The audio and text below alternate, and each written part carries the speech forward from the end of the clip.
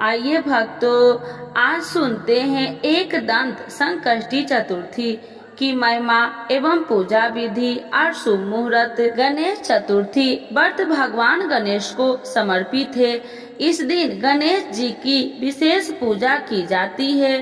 पंचांग के अनुसार हर महीने में 2 चतुर्थी आती है, एक शुक्ल पक्ष में और एक कृष्ण पक्ष में। हर महीने में पड़ने वाली कृष्ण पक्ष की चतुर्थी को संकष्टी चतुर्थी कहा जाता है, जबकि शुक्ल पक्ष की चतुर्थी को विनायक चतुर्थी कहा जाता है। संकष्टी चतुर्थी व्रत की महिमा। नारद पुराण के अनुसार संकष्टी चतुर्थी के दिन व्रती को पूरे दिन का उपवास रखना चाहिए। शाम के समय संकष्टी गणेश चतुर्थी व्रत कथा को सुननी चाहिए। संकष्टी चतुर्थी के दिन घर में पूजा करने से नकारात्मक प्रभाव दूर होते हैं। इतना ही नहीं, संकष्टी चतुर्थी का पूजा से घर में शांति बनी रहती है, घर की सारी परेशानियां दूर हो जाती है। गणेश जी भक्तों की हर मनोकामना पूर्ण करते हैं। इस दिन चंद्रमा को देखना भी शुभ माना जाता है। सूर्योदय से शुरू होने वाला संकष्टी चतुर्थी व्रत चंद्र दर्शन के बाद ही समाप्त होता है। साल भर में 12 से 3 संकष्टी व्रत रखे जाते हैं। हर संकष्टी व्रत की एक अलग कहानी होती है। दक्षिण भारत के तमिलनाडु राज्य में संकष्टी चतुर्थी को गणेश संकटहरा या संकटहरा चतुर्थी के नाम से भी जाना जाता है। संकष्टी चतुर्थी व्रत का दिन उस दिन के चंद्रोदय के आधार पर निर्धारित होता है, जिस दिन चतुर्थी तिथि के दौरान चंद्र उदय होता है। संकष्टी चतुर्थी का व्रत उसी दिन रखा जाता है। इसीलिए प्रायः ऐसा देखा गया है कि कभी कभी संकष्टी चतुर्थी व्रत चतुर्थी तिथि से एक दिन पूर्व अर्थात तृतीय तिथि के दिन ही होता है। कहा जाता है कि संकष्टी चतुर्थी का व्रत नियम अनुसार ही संपन्न करना चाहिए, तभी इसका पूरा लाभ मिलता है। इसके अलावा गणपति बप्पा की पूजा करने से यश, धन, वैभव और अच्छे स्वास्थ्य की प्राप्ति होती है। संकष्टी चतुर्थी कब है? संकष्टी चतुर्थी एक दंत संकष्टी चतुर्थी व्रत रविवार 26 मई 2024 को है। संकष्टी चंद्र उदय समय 10:12 PM में चंद्र उदय होगा। संकष्टी चतुर्थी तिथि 26 मई 2024 6:06 PM से 27 मई 2024 4:53 PM तक रहेगा। संकष्टी चतुर्थी पूजा विधि। गणेश संकष्टी चतुर्थी के दिन प्रातः काल स्नान आदि करके व्रत ले।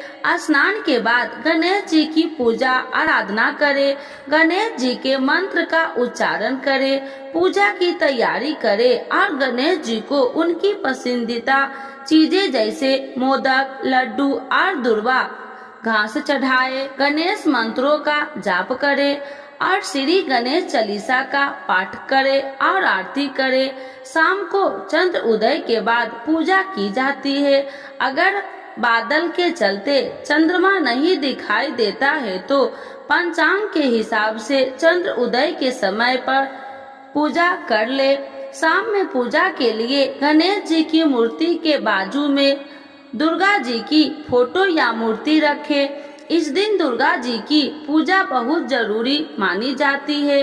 मूर्ति फोटो पर धूप, दीप, अगरबत्ती लगाए, फूल से सजाए एवं प्रसाद में केला, नारियल रखे। गणेश जी के प्रिय मोदक बनाकर रखे।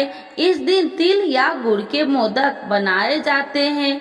गणेश जी के मंत्र का जाप करते हुए कुछ मिनट का ध्यान करने, कथा सुने, आरती करे, प्रार्थना करे। इसके बाद चंद्रमा की पूजा करे, उन्हें जल अर्पण कर फूल, चंदन, चावल चढ़ाए। पूजा समाप्ति के बाद प्रसाद को सबको वितरण किया जाता है। गरीबों को दान भी किया जाता है। तो एक बार बोलिए प्रेम से गणेश भगवान की जय। आज सुनते हैं ज्येष्ठ संकष्टी गणेश चतुर्थी व्रत कथा। ज्येष्ठ मास गणेश चतुर्थी की कहानी। तो एक बार बोलिए प्रेम से गणेश भगवान की जय। संकष्टी गणेश चतुर्थी व्रत प्रत्येक मास के कृष्ण पक्ष की चतुर्थी को किया जाता है। ज्येष्ठ मास के कृष्ण पक्ष की चतुर्थी को किया जाने वाला व्रत ज्येष्ठ संकष्टी गणेश चतुर्थी व्रत कहलाता है। भविष्य पुराण में कहा गया है कि जब मन संकटों से घिरा महसूस करे तो गणेश चतुर्थी का व्रत करे। इससे कष्ट दूर होते हैं और धर्म अर्थ मोक्ष विद्या धन व आरोग्य की प्राप्ति होती है। ज्येष्ठ मास गणेश चतुर्थी व्रत कथा। दाया देव नामक ब्राह्मण की कथा। पार्वती जी ने पूछा कि हे पुत्र, ज्येष्ठ मास की चतुर्थी का किस प्रकार पूजन करना चाहिए? इस महीने के गणेश जी का क्या नाम है?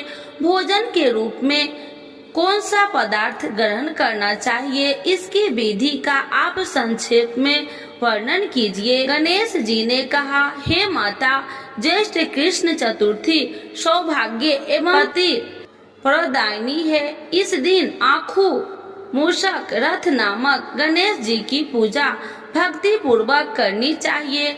इस दिन ही निर्मित भोज्य पदार्थ अर्थात हलवा, लड्डू, पूरी आदि बनाकर गणेश जी को अर्पित करे। ब्राह्मण भोजन के पश्चात स्वयं भोजन करे। हे पार्वती माता, इससे संबंधित मैं पूर्वकालीन इतिहास का वर्णन कर रहा हूँ। गणेश पूजन और व्रत की विधि जो पुराणों में वर्णित है उसे सुनिए। सतयुग में 100 यज्ञ करने वाले एक पृथुक नामक राजा हुए। उनके राज्य दायादेव नामक एक ब्राह्मण रहते थे। वेदों में निष्णात उनके 4 पुत्र थे।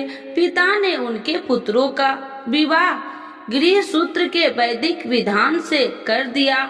उन 4 बहुओं में बड़ी बहू अपनी सास से कहने लगी, हे सासू जी, मैं बचपन से ही संकट नाशक गणेश चतुर्थी का व्रत करती आई हूँ।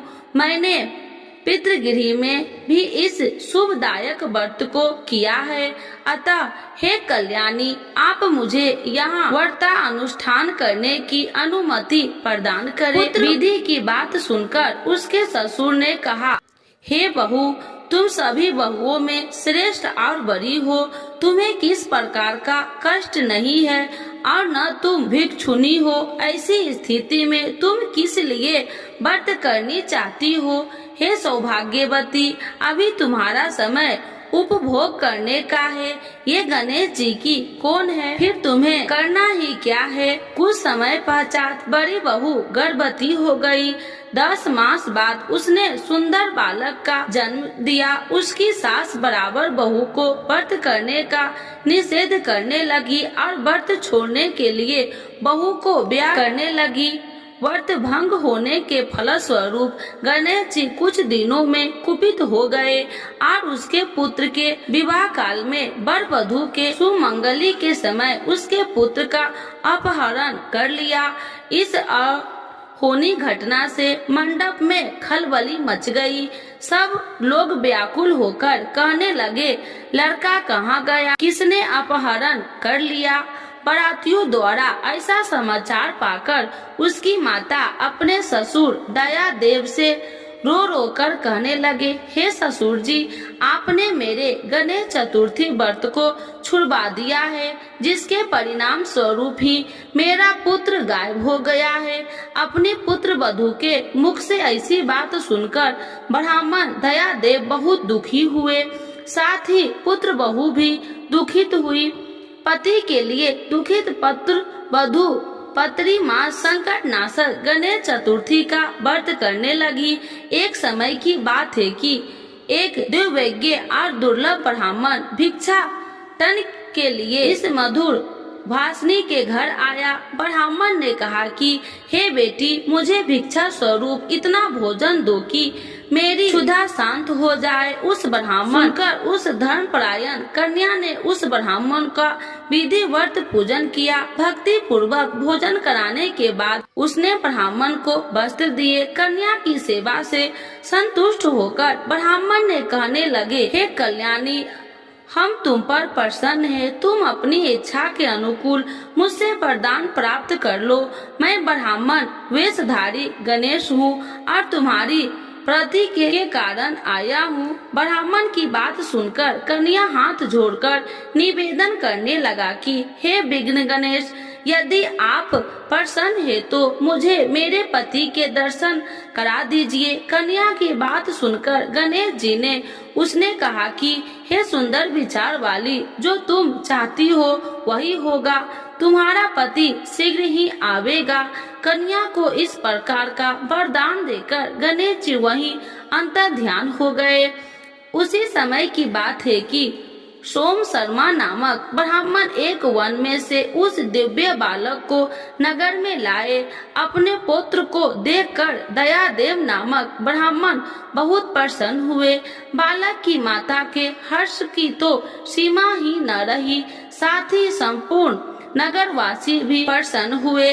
बालक की माता ने पुत्र को छाती से लगा लिया और कहने लगी कि गणेश जी के प्रसाद से ही मैंने खोए हुए पुत्र को प्राप्त किया है। फिर से मंडप का निर्माण करके विधि पूर्वक वैवाहिक कार्य संपन्न किया। वह भाग्यशाली कन्या अपने पति को पाकर धन्य हो उठी। ज्येष्ठ मास के कृष्ण पक्ष की चतुर्थी मनुष्य के मनोरथ को पूर्ण करती है। हे देवी, पुण्य कथित रति से भक्ति पूर्वक जो व्यक्ति इस व्रत एवं पूजन को करेगा, उनकी संपूर्ण इच्छाएं पूर्ण होगी। श्री कृष्ण जी कहते हैं, हे राजन युधिष्ठिर, भगवान गणेश के व्रत का महात्म्य है। हे महाराज, ने शत्रुओं को विनाश आप ही इस व्रत को अभ्यस्त कीजिए। ज्येष्ठ मास गणेश चतुर्थी व्रत पूजन विधि। ज्येष्ठ मास के कृष्ण पक्ष चतुर्थी को आँखों मूषक रथ गणेश जी की स्वरूप की पूजा करने का विधान है।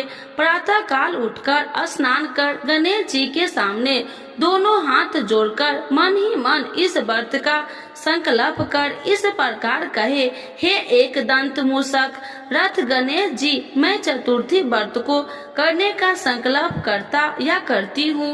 आज मैं पूरे दिन निराहार रहकर आपके स्वरूप का ध्यान करूँगी या करूँगा एवं शाम को आपका पूजन कर चंद्र दे के बाद चंद्रमा को अर्घ्य देने के पश्चात ही भोजन ग्रहण करूँगा या करूँगी। संकल्प के बाद पूरे दिन गणेश जी के भजन और ध्यान में लगे रहे। शाम को स्नान कर स्वच्छ वस्त्र धारण कर विधि पूर्वक धूप दीप अक्षत चंदन सिंदूर नैवेद्य से गणेश जी का पूजन करे। नैवेद्य के रूप में ही घी में बने हलवा, लड्डू, पूरी इत्यादि का भोग लगाए। पूजन के बाद चंद्रमा निकलने पर पूजन करके अर्घ अर्पित करे। ज्येष्ठ कृष्ण पक्ष चतुर्थी व्रत कथा सुने अथवा सुनाए। ब्राह्मणों को अपने सामर्थ्य अनुसार दान दे। उसके बाद प्रसाद को सभी में बांटकर स्वयं भी ग्रहण करे। इस व्रत के करने से सौभाग्य एवं पति की प्राप्ति होती है।